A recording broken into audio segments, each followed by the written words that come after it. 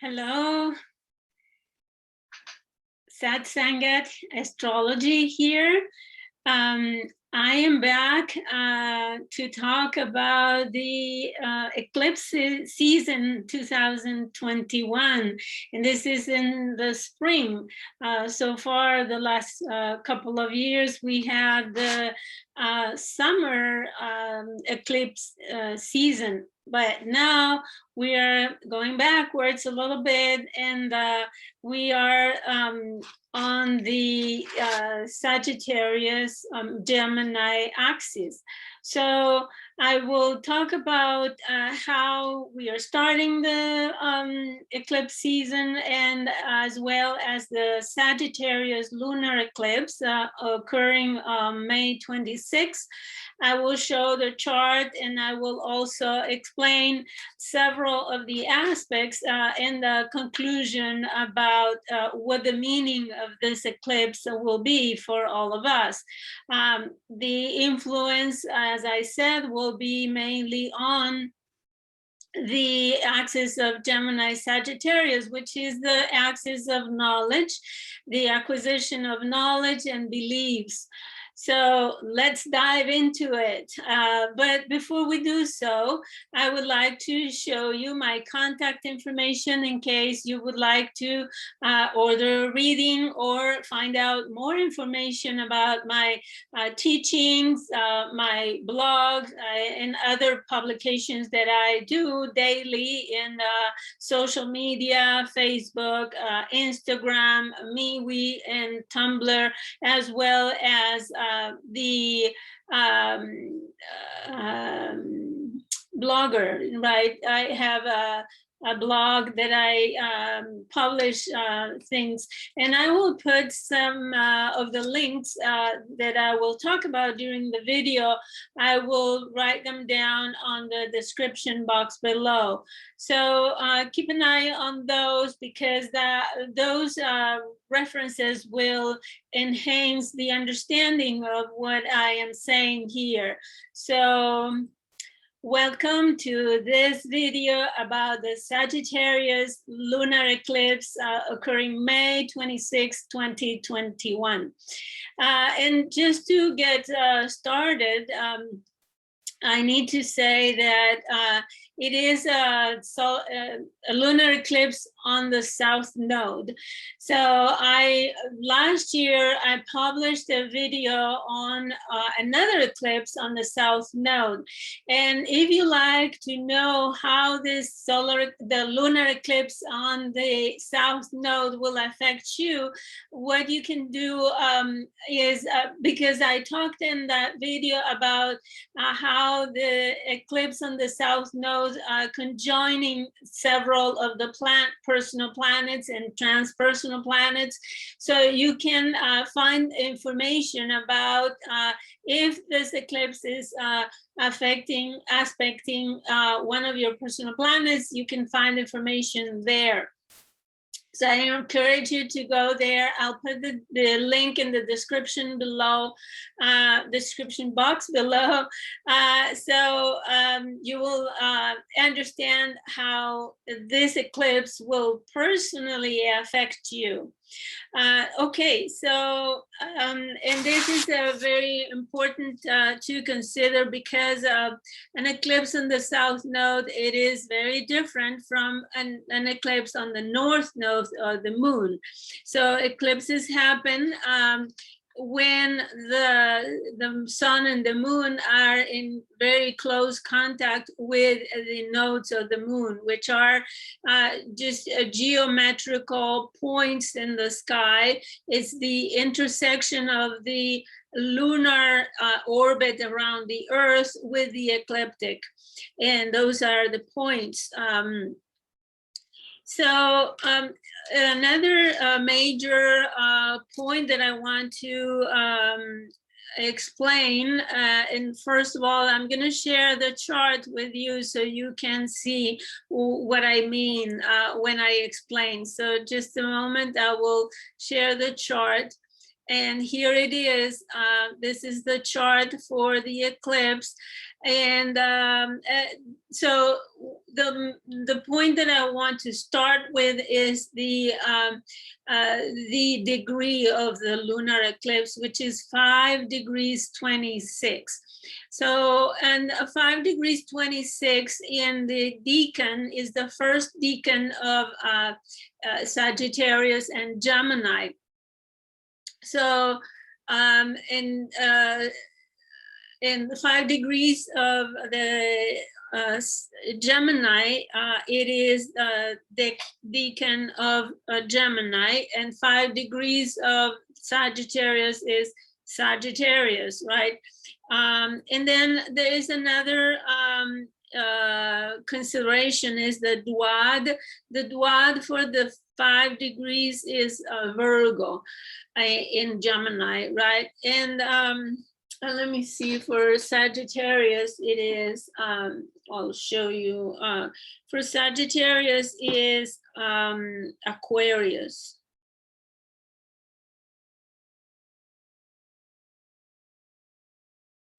Pisces, sorry, it's Pisces.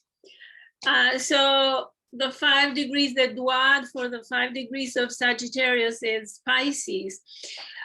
So the this is this eclipse, this lunar eclipse will be mainly focused on service, beliefs, spirituality, healing, health, right? In general, health, which is very much in our minds. It's been for the whole year, but this eclipse seems to enhance and highlight the themes of health and healing. And since it's the decan of Gemini and Sagittarius, is about the opposition or the contrast between beliefs and information data.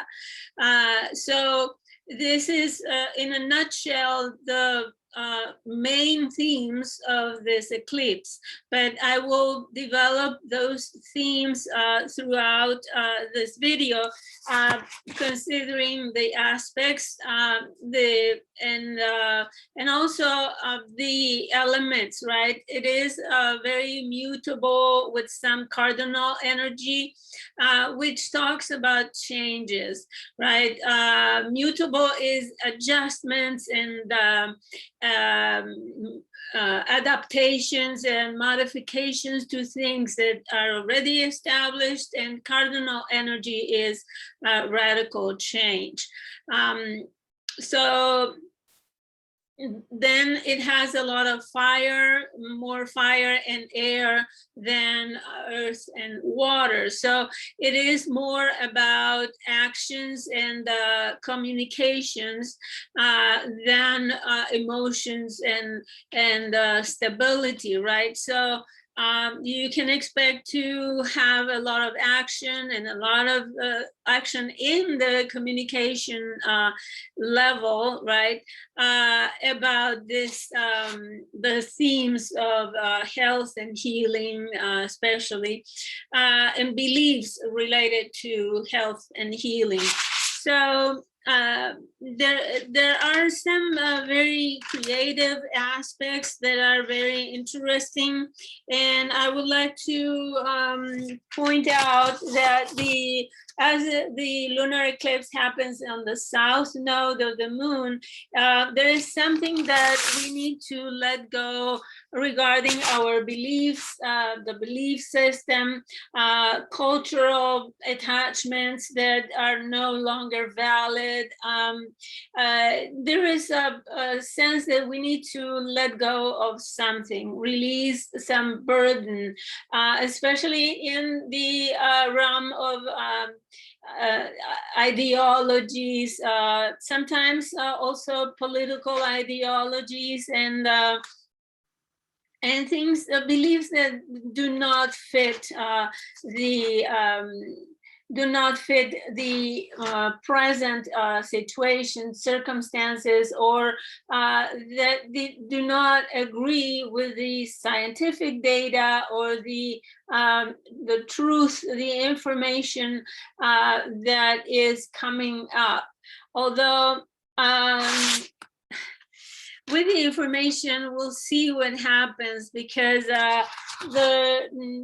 the sun in Gemini, together with the North Node in Gemini, are ruled by Mercury. So Mercury is presently out of bounds, and it will be up until about the end of the month. And what that means is that all the things that are information, learning, even your thinking, go into a very exciting mode that will make a person, for example, very quick-witted, and this avidity, desire to knowledge, desire to learn more about something, and especially a lot of communication, a lot of emails, and broadcast of news and information that will be overflowing, because Mercury out of bounds is kind of out of hands as well. It's going so in such a frenzy of messaging and thinking and information that you may, at some points, your mind may be overwhelmed, and also it is faster than usual, right? Mercury, it makes us think faster than usual.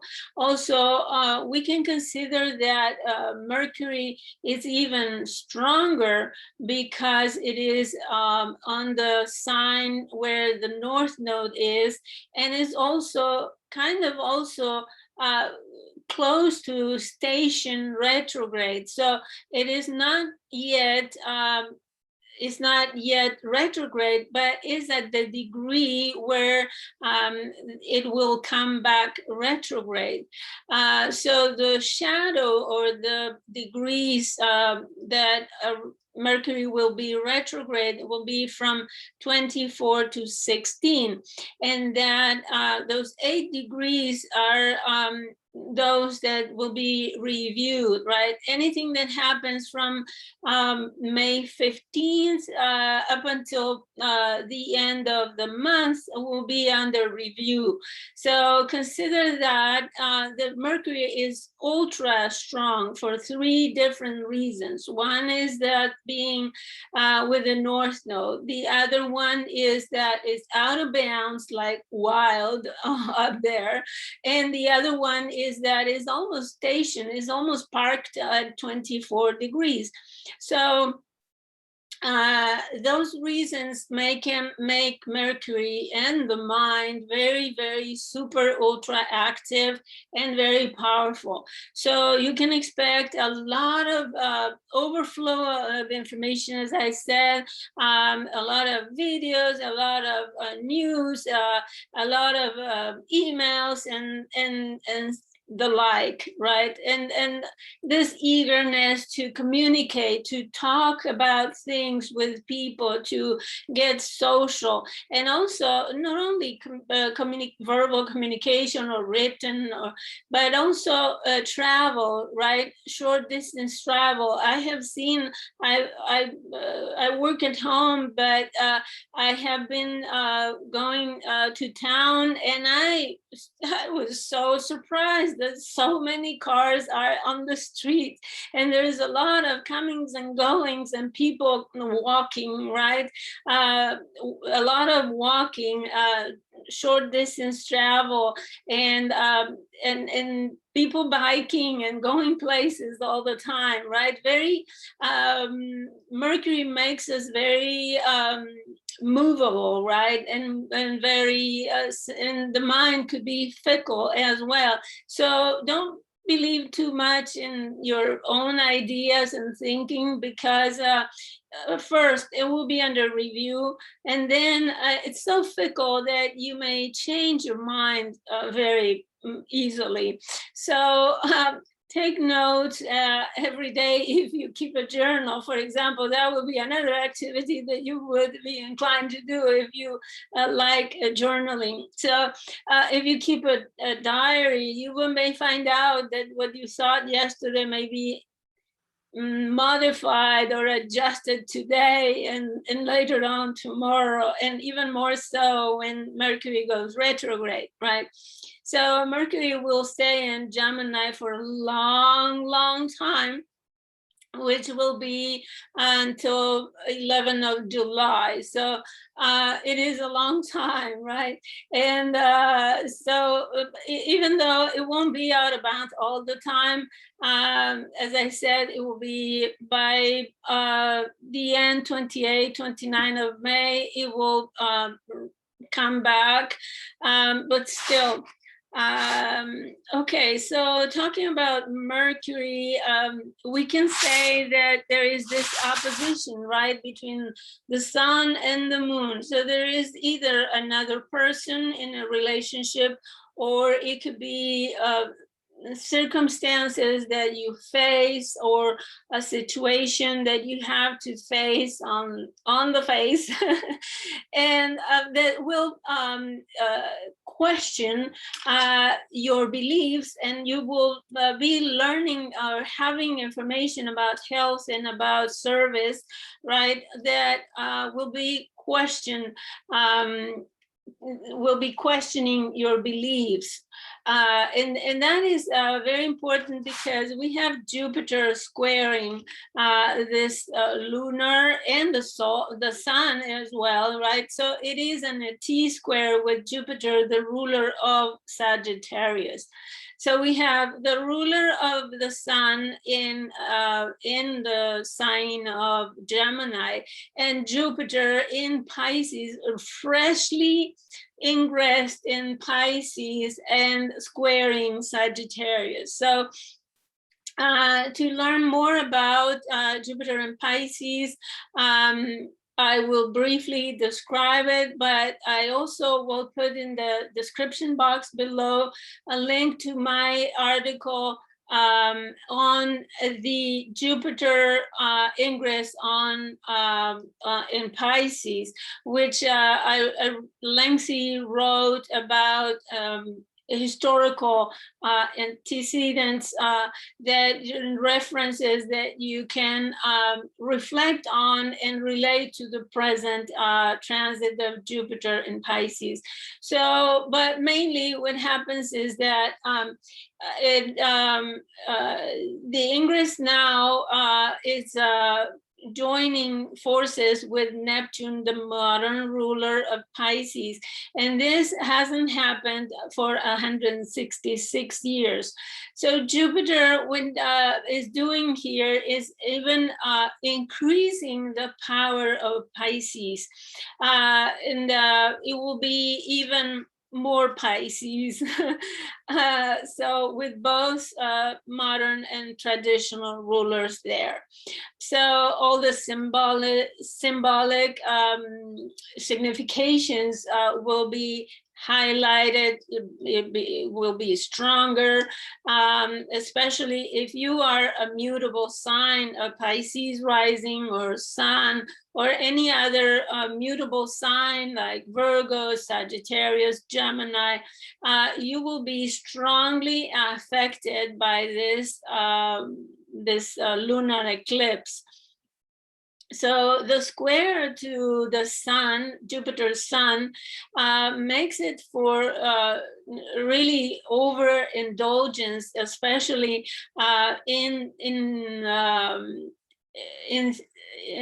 themes of prosperity, opportunities for prosperity, but also an excess of authority, right? It could be in the information realm. It could be like an overflowing, as I said, dominant a domination of news and ideas and data that could be more than one can handle. So this tendency also to exaggerate ideas or exaggerate news, right? There is 500,000 people, blah, blah, blah.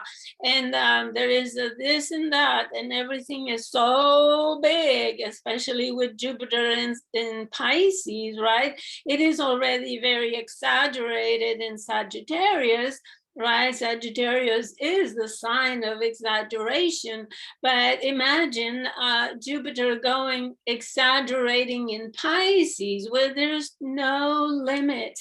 The universe, the multiverse is the limit. So be careful, as I said, with beliefs and ideas that may sound too much, or even fanatical, right? People will go and grasp ideas and data so fanatically that it could be problematic. So make sure that you take ideas and beliefs with a grain of salt, because you don't want to go and go overboard with those, and then find out that you were wrong, right? So it could feel very optimistic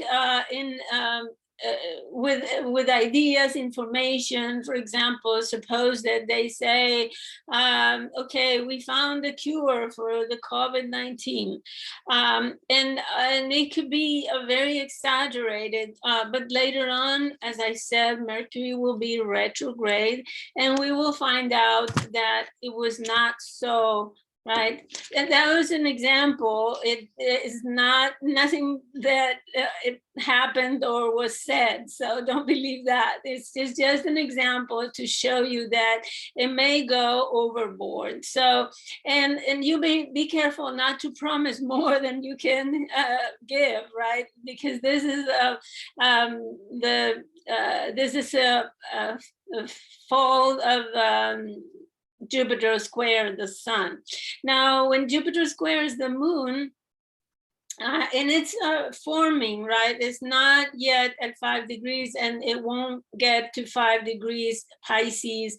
Jupiter will not be at 5 degrees Pisces until next year. So it will go this year. It will be there from May 13 to July, the end of July, I think, and it will go only up until the 3rd degree of Pisces. But squaring the moon, it could be for a huge popularity of ideas, beliefs, data, information. So they could become really, you know, when people publish a video and it goes viral. So those news or ideas or beliefs, they could be viral. And as I said, they will come back under review, because also Jupiter will be retrograde as well. And it will come back into Aquarius for some time until the end of the year. So make sure that you have moderate ideas, moderate communications, that you don't promise too much, and that you don't expose your things or your ideas publicly, like without any restraint, right? Because they can come back to bite your back, your back or your butt. So make sure that you exert restraint, and so this could be scandals coming out, you know, in the public, and they are spread all over the world, and there could be overreactions and very bad consequences. So there is this emotional overload with Jupiter and Pisces. And then remember, Pisces is the sign of the whole universe. It goes beyond. It has no limits. So this is the danger of this lunar eclipse. I think I will call it overindulging in communications or something like that. Anyways, it's also so it may become very, very wild. Also including the problem the problem that may be supporting this is that there are 3 different quintiles, and quintile is, excuse me, is the division of the circle by 5, and it's a 71 degrees angle. So this is a very creative aspect relating to planets, and it could be also the let's say putting more wood to the fire, right? To that fire of overflowing. So because it is Mercury is quintile Chiron, and what has happened with this relationship, this creative aspect, is that there are all kinds of creative ideas for healing, and in Chiron in Aries means life, right? The very first impulse of life.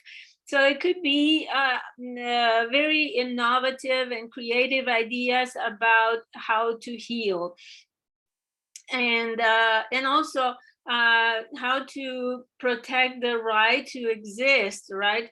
And in this regard, Chiron in Aries is talking about the survival of our species, right? So it could be some cutting edge kind of innovation that comes right handy to promote healing.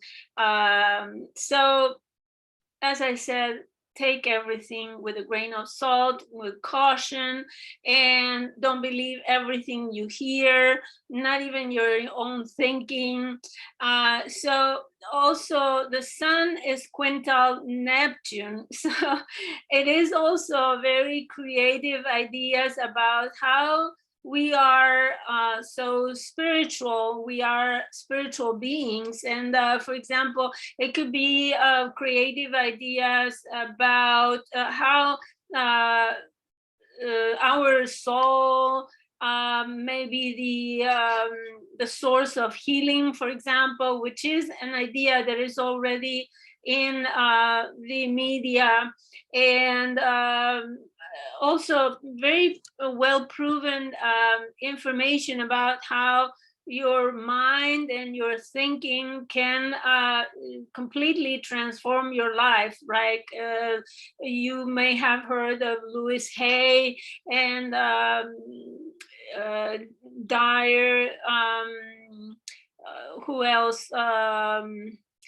There are several speakers that explain how your thinking is affecting, right? How if you are sick or out of balance in some way.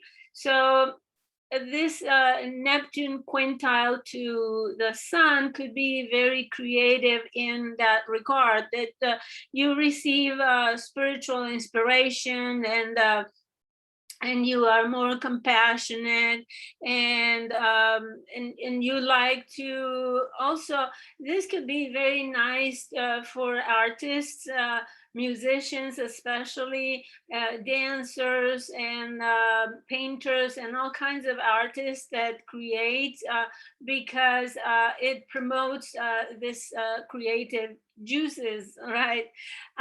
So also it promotes unselfish giving, like charity, and the willing to help people who are disadvantaged.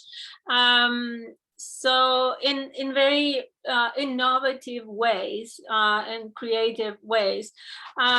So maybe we can hear about how there's a new way of distributing vaccines to the poor or to the countries in the developing world. So those are just examples of how this can manifest. So another quintile is Jupiter quintile Uranus, which not only the aspect of the quintile is creative in this case, but we have this Jupiter and we have Uranus, who is very, very innovative. So it creates social consciousness, and you may become very optimistic about people getting along together and living in peace with each other, and also original cultural innovations. For example, exploring beliefs that are very advanced and futuristic, like very cutting edge ideologies and morals as well.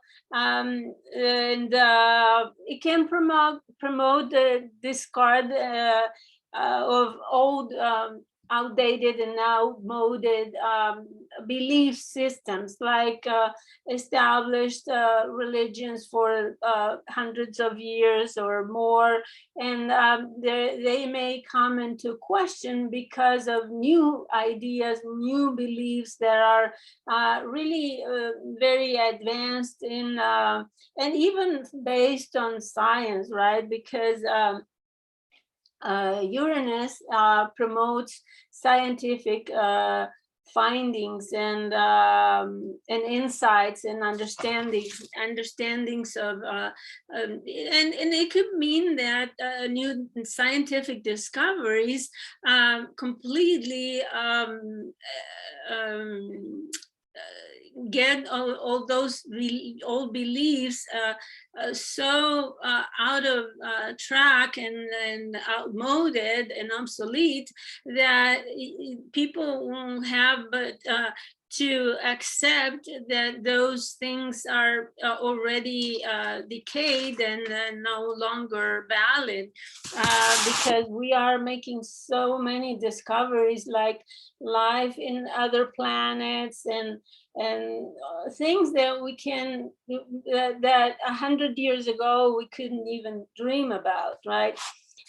Okay, so there's something else that I would like to mention, and is Mars out of bounds as well. Mars has been out of bounds for a while already, and it will be, I think, oh, I don't have the dates for that. But what I wanted to say is that it is already within the range of degrees in the opposition to Pluto. So this is very important to consider. The cycle of Mars with Pluto started March 23rd, 2020. And I'm pretty sure you remember very well what happened on around the 20th of March last year, right? So that was the acceptance, recognition that the virus was a pandemic. So, and not only that, but the whole world was in lockdown. So for several weeks. So now it's that was like the new moon for Mars and Pluto, right? The new start, the start of the cycle. Now we are doing the full moon. We are having the full moon, Mars opposition to Pluto, which represents the full-blown completion or the maximum point of that cycle. And that could very well be related to the pandemic, the COVID-19 pandemic.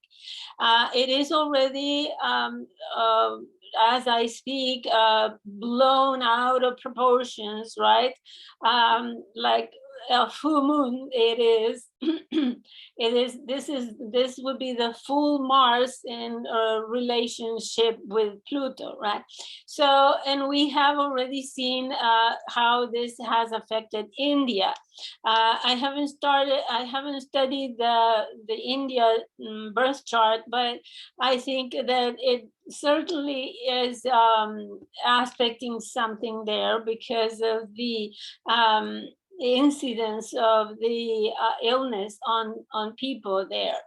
Of course, there is millions and millions of inhabitants, and they live more close together. They have more public transportation, and they gather together in public places more than we do here in North America.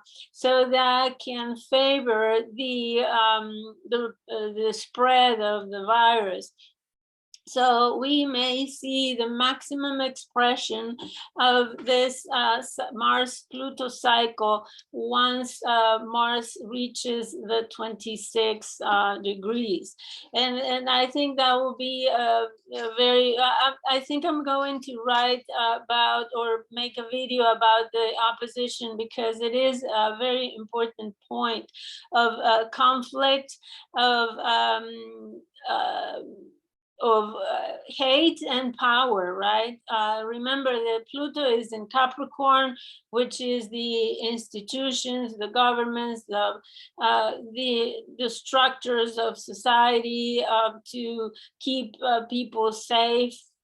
Okay, and Mars is in Cancer, protecting the safety of people, right? Containing like a family. So Mars is fighting. It's fighting for the nurturance of people, to take care of people and embrace their needs, right? And it's in opposition to that is happening up there in the higher levels. So we may see clashes and more antagonism, more controversies that are very powerful. And we cannot discard bursts of protests and even civil wars that are already being brewed. You know, I heard this morning about Colombia, but there are civil wars in many places. Venezuela, I think even in Israel, there was fights there. There is also Russia getting a stronghold against Ukraine. So yeah, and there is this power plays around the world that may get even worse. So I wouldn't be surprised if I hear about war news of some sort. So it is a very threatening aspect. Mars and Pluto are not the nice boys in the neighborhood. They always represent problems for us. So don't be caught in power struggles in your personal life. Try to restrain yourself and think of the consequences before acting, because your actions in this regard could be very powerful and may not have a return ticket, you know. So in order to finish here, I would like to mention the Dane Rudhyar 6th degree of Gemini mandala. Let me share here, and I will share what it says on the mandala. So here is 6 degrees of Gemini, workmen drilling for oil, the avidity for that knowledge which ensures wealth and power. So, and I'll leave you this for a second so you can read about it. But the most important that I want to highlight for this symbolism is this avidity for knowledge that is insatiable. It's insatiable drive for power and wealth among people, right? It is about ambition, as he writes here, ambition. And so there may be this tapping into ancient proven knowledge, right? And so keep in mind that this lunar eclipse is very powerful. Gemini, the 6 degrees, it's a 5 degrees, but it's considered the 6th, right, in ordinal numbers. Let me also show you the Sagittarius, which is the place where the moon is. Sagittarius here at 6. It is, okay, so a game of cricket, the development of skill in group situations, testing collective goals. So are we in this game? Maybe that game brings more group solidarity, as it says here. So I leave you this open just for you to read and reflect about it. It says, any society is built on the interplay between groups of people, each group united by an at least temporary aim. The individual person within the group is assigned a particular role in the play, and definite rules have to be obeyed. So you can read the whole thing. Now I'm gonna stop the sharing and make my conclusion. So this lunar eclipse is very powerful, especially about what you say, what you believe, and there's this challenge of going too much. So try to avoid exaggeration and fanatic beliefs on things that may later on result in not being true and damaging also your reputation maybe. So it depends where the eclipse falls in your chart. As I said, go back to that video last year where I talk about the eclipse on the south node, and I talked about every one of the planets if they are aspected in your chart. So I hope you enjoyed my ideas and my interpretation of this lunar eclipse, and I wish you the best. Let me share again the contact information. So if you're interested on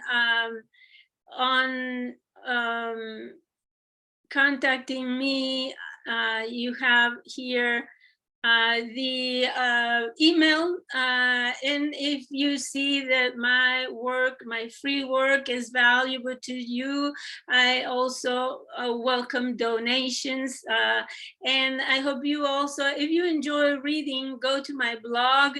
I have different kind of work there. So I hope to hear from you very soon, and thank you so much for watching. Don't forget to subscribe. That will help me and give me the thumbs up. Thank you so much, and I'll see you next time.